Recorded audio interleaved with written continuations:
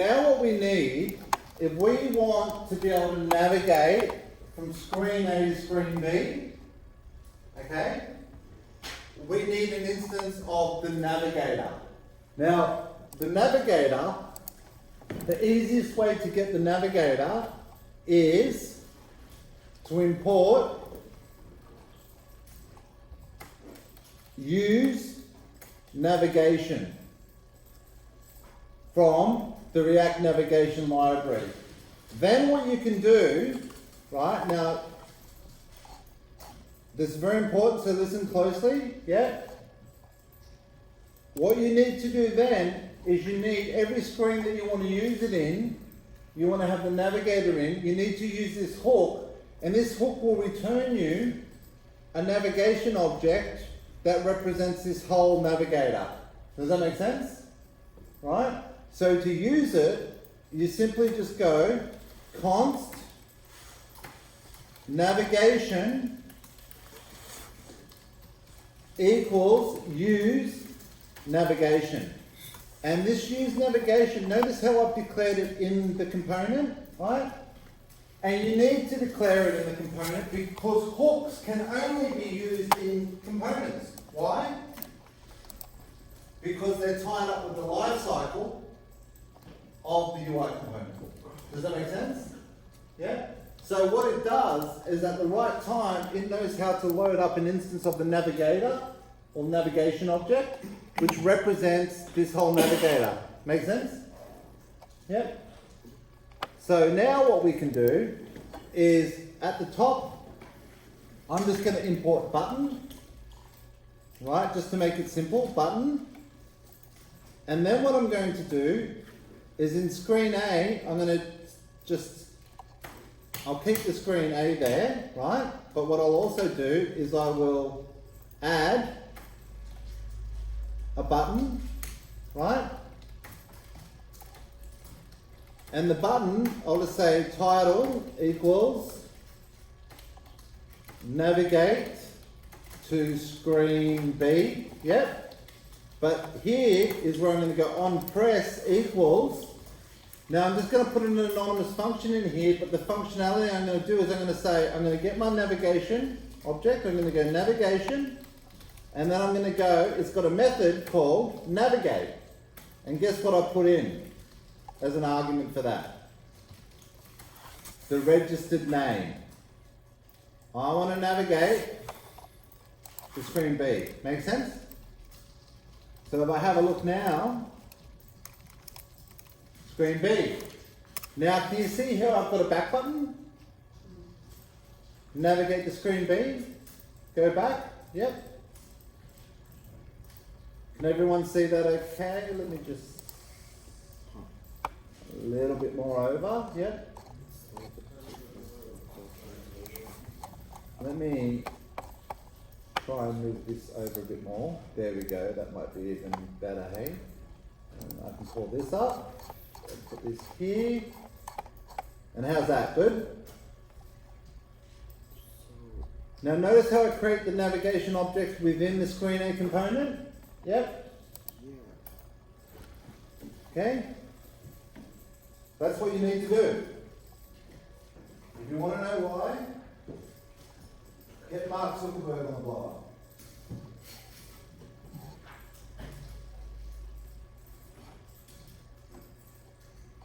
You're working with? You call it navigate, and then you call it navigation. I for detail. Okay? Program is essential. Look at that. Good work. And JSS component choose what type of casing that? Good. Okay. Andrew, all good? Yeah, I didn't put the stats screen, like at the bottom, but I didn't have The dot screen, yeah. Make sense? Mine feels white. They're not yellow.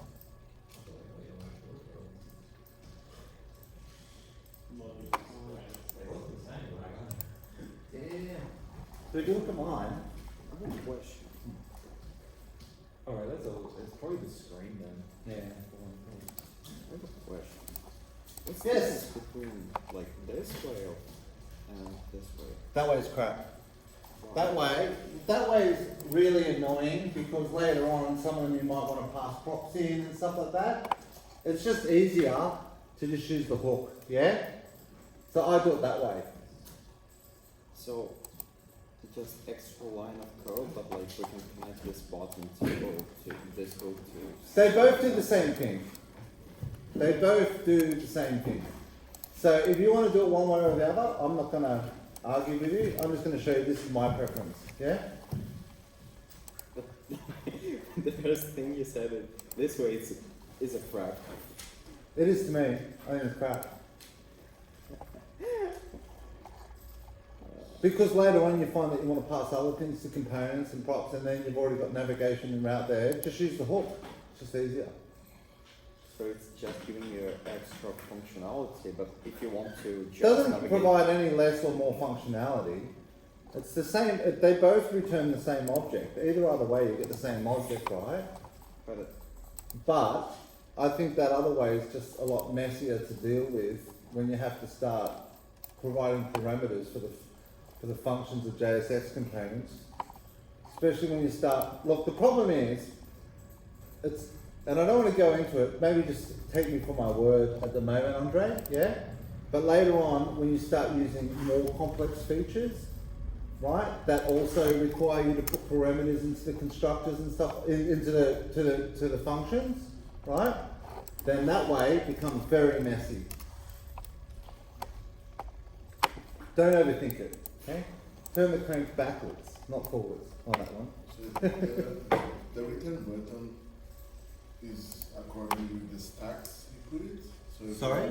So the return button is according with those of the put it.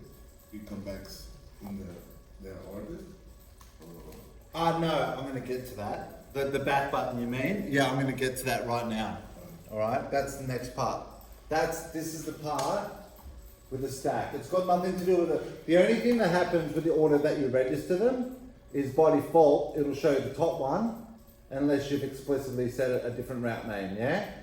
But besides that, the order that you've registered them doesn't make a difference. The back button and the stack, I'm about to show you, okay? All right. How's everyone going? Has everyone got it working? Yep? Okay. So now, what I want to show you is you can see the navigation has got a method called navigate. Yep? Now what navigate does is navigate uses what we call find or create. So, when we talk about stack navigation, we're actually talking about a history stack of what views were visited in what order. So what I mean by this is when our app first starts up, we get our navigation stack, right? I'm going to call it the navigation history stack, okay? It's the history of views that we've navigated. So what is the first screen that is put on the stack? Screen A is put on the stack. Now, if you recall our app.js file, this app function is actually called by the Expo runtime, just like C# calls the main method, right? It's baked in, right? So it calls this, which returns that, and then React Navigation, the first thing it does is it looks for what the initial route is, or by default the top one, as we did, yeah? And then it goes, do I have an instance of it? No. So what it does is it creates an instance, it executes, it runs, it invokes that function, right? And it creates an instance of screen A, yeah? And then what it does, it also then navigates to it. Make sense?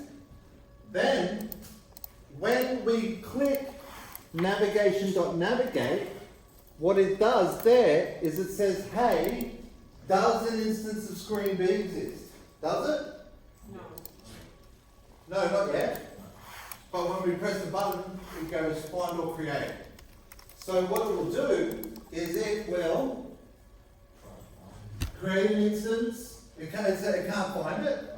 So it'll create an instance, it'll create an instance of B, and then it will navigate to it and make that the current view. Make sense? Now, when I've got the back button and I press the back button here, what it does there is it simply just navigates back down here. Now, is there anywhere else to go in the history stack? No. No. So, is there a back button? No. There isn't. Right? Now, when I press the navigate to B again, is there an instance of B already? Yes. Yes. There is. So, it's efficient. It says, I'm not going to recreate this, because remember, a mobile phone is an application that's running on your mobile, so it can maintain state, right? It's not like a web page where you make a request and get a response, right? And each time you do that, it loses state. It's like an application on your desktop. It loads up in RAM, it holds state. You know what I mean? It stays in RAM. It's stateful, as opposed to a stateless application, which is web. Okay? So there's no point destroying it. You know what I mean? If it's already there, keep it there. So if you had something on this view, like if you changed a variable on it and you navigate, it would still be there. Make sense? You're just navigating back, right? But it will maintain the state. So let's say that this guy had a variable with a certain name on it, right? You navigate back to it, right? And you've set it, it'll be stateful. It'll maintain state. Does that make sense to everyone? Yeah? So it actually works in your favor. When you get the gist of it and you get the feel of it, you realise that this is the functionality that you're used to with mobile. You know what I mean? Like you go, let's say that you've got menu lock, right? And you've got all the products that you're in the thing. You've already added one to the shopping cart. So you go view cart, it navigates you to the cart, then you press the back button to see products again. Right? Yeah. Go select another item, you go back to the cart, or even just you go back to the cart without adding another item. Well, it doesn't recreate that view again, it just goes back and it's sitting there in the state you left it in. Make sense? Alright, so you don't have to re-render, you don't. It makes sense? Like it doesn't have to do all of that extra work. So it'll navigate back up to B. So to really demonstrate this, you'll see if I now go to button B, and each screen needs to have its own navigation option, yeah? So if I now go back, what I'm going to do is put a navigation object in B, right? See that? Then I'm going to grab a button and, so look, I'm just going to copy this, yeah? And whack this here. And then I can just go screen B, yeah? And what I'm going to do here is I'm going to say navigate to screen C. Make sense? Yeah? C? Yeah? And then, that should be it, shouldn't it? Oh, I need to register screen C as well, yeah? If you don't have screen C registered, you're going to be, you'll be in trouble, alright? So screen C. So if we have a look at it now, you can see I'm in screen A. I go to screen B, and what's it done? Bang, it's created it. Final create, and then it's navigated to it, yeah? And now I'm in this guy, and I go navigate to C, and I click on that, and It creates a new instance. absolutely, good work. I come here, I go that, this, that, and that, yeah?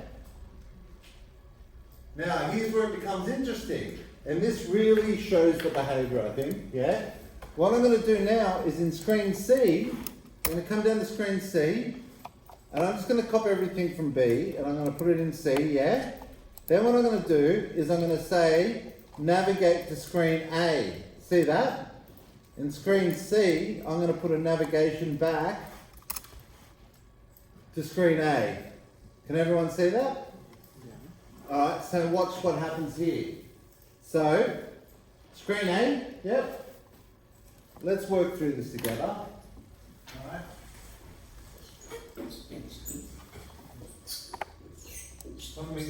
From the top, yeah? First thing, it's even worse if I use that. It just makes the whole board black. First thing is, what do we do? Load up our app. What do we got?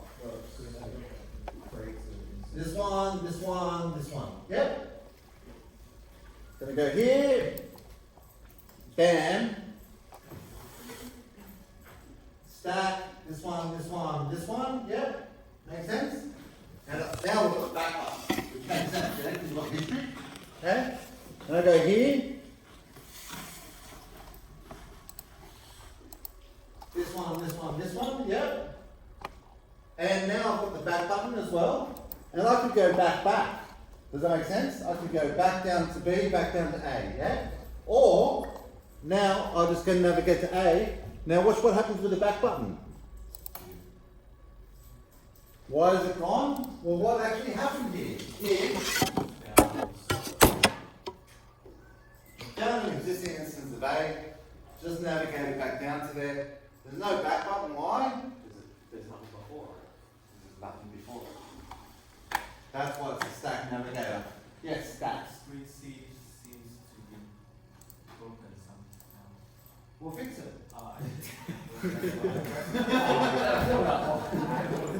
I'll have a look at a bit. Let me just keep going through this there. Alright. So, that's what the navigate function does. Navigate, find or create. You got it? Navigate, I knew you would. Navigate is find or create. But there is another way. Sometimes you may want to create a new instance every time. Right? That might be the functionality that you want. And there is situations where that happens, right? Because each time you load it up, you want a new one because you're passing different data to it. Something like that. Does that make sense? So in that case, Would we have that on our index page? no, so it can be wherever you want, right?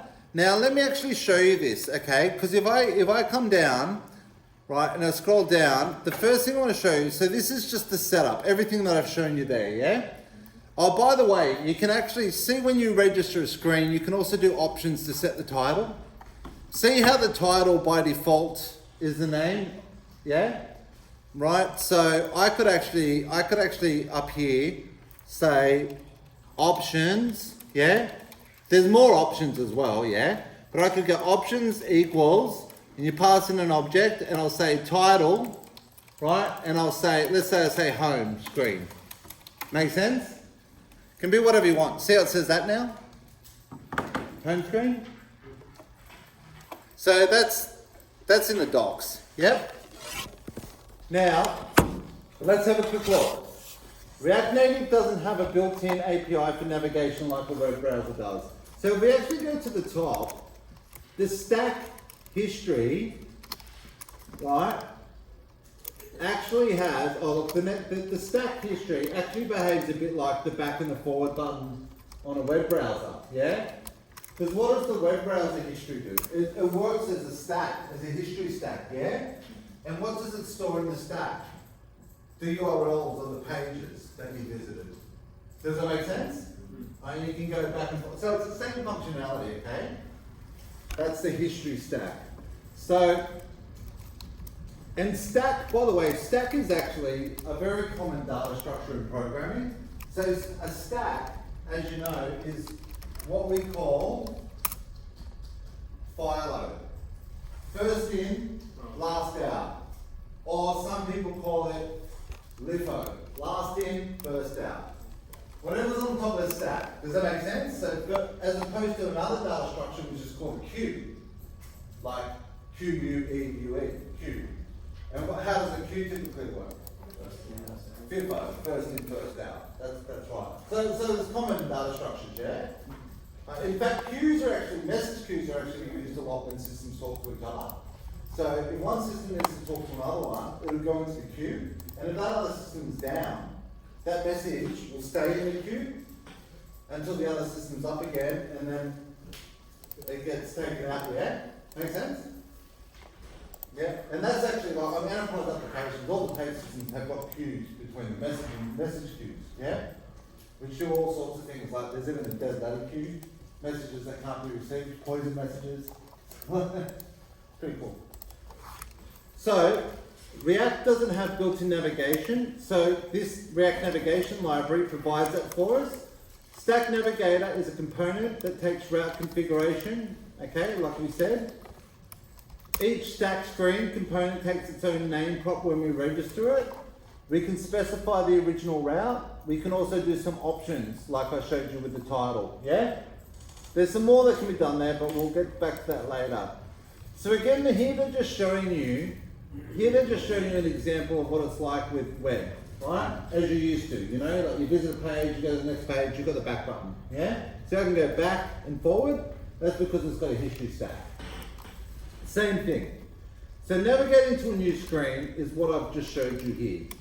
First, you have to get an instance of the navigation object. Now, as Andre, what's going on? You can see here, what they've done is they're passing in an object as a parameter to the component function.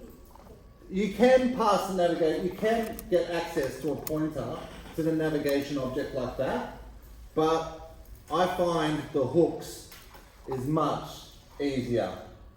You know what I mean? Like, especially later on, you'll see that there's a navigation object, there's a route object, sometimes you've got props, and even then later on you start using more advanced functionality. Trying to put it in the parameters of the component function, it just gets messy. Right? You're better off just using the hook. Okay? So that's why I'm showing you, you need to just import use navigation from the core library, from the base library. And then once you've got that, you just declare it within each component to get access to the instance. Yeah? Just might be a silly question, but let's say we had a text box, input box on screen B, and then we route back to screen A. That would, if you half filled it in, would that still, if you went back to screen B, would that still be? Depends how you set up, but yes, because you use state. So whatever, so each text box, right, you wire it up to a variable in state.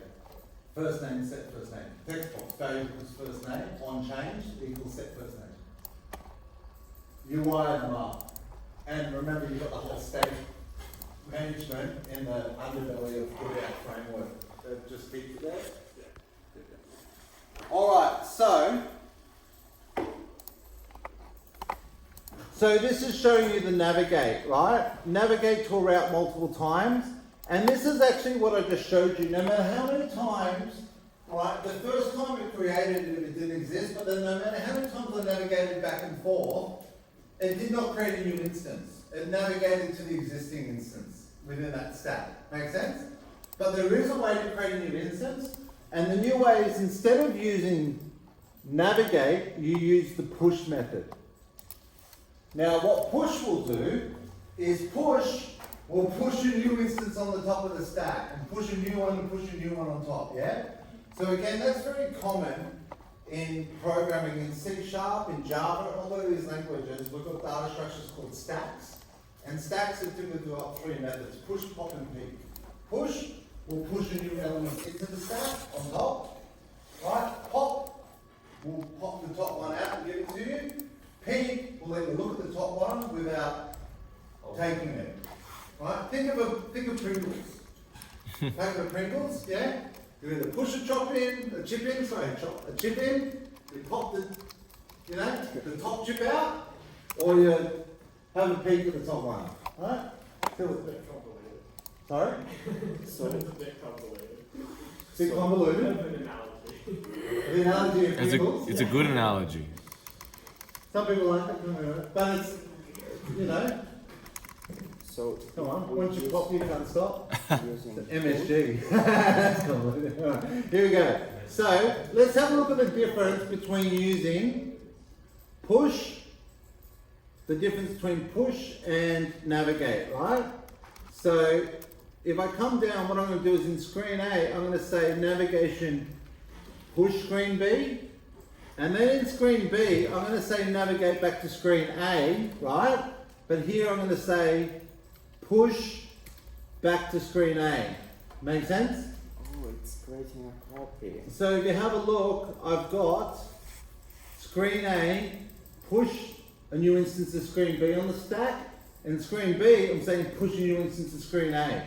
So let's do a refresh, and let's see if this already doesn't work. So what's the first thing that happens? Instance of screen A.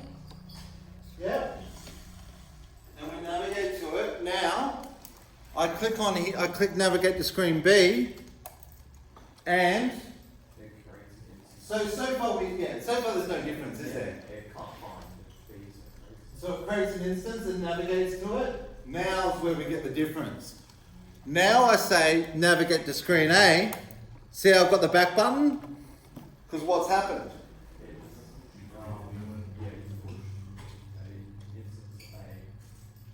Oh, there's history. See that? We use like an array. So you, And then I do it again. So would there be any downside to just using push all the time? Yeah. but it's not Of course, every stack has a maximum size. Every new instance is a performance cost. Every new instance takes up RAM. And every new instance is not going to have the state of the previous one. Make sense?